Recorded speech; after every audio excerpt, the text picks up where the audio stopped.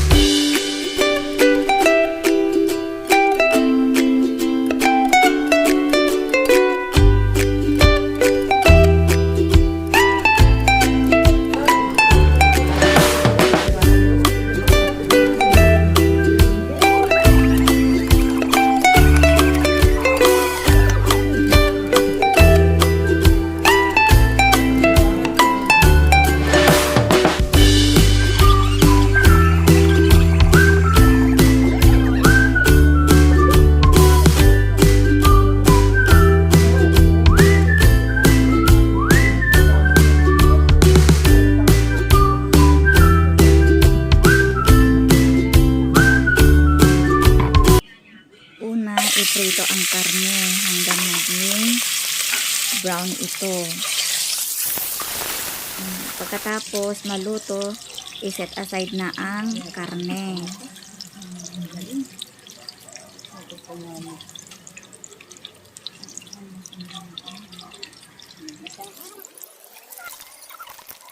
Pagkatapos, ilagay na rin ang bawang, sibuyas, kamatis.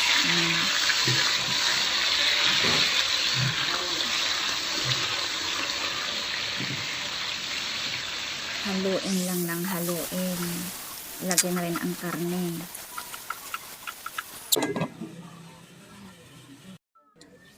Pagkatapos magigisa ang karne, pwede na nating ilagay ang kalabasa.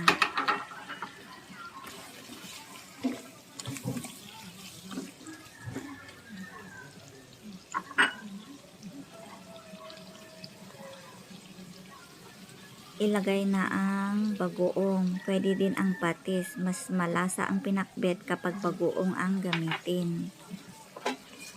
Iluto ang kalabasa for about 2 to 3 minutes.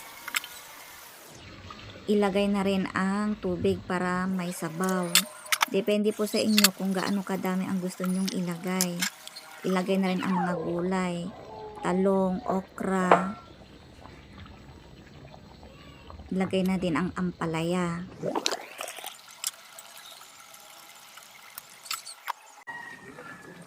Mas masarap ang pinakbet pag fresh ang mga gulay nito.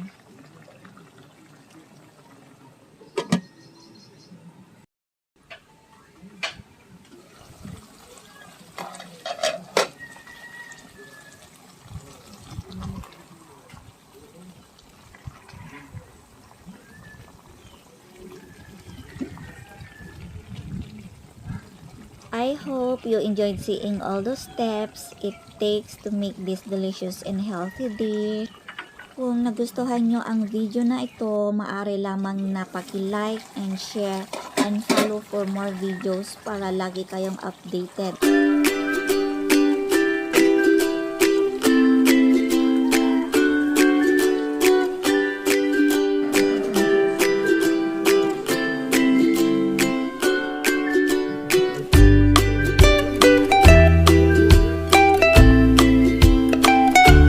For watching.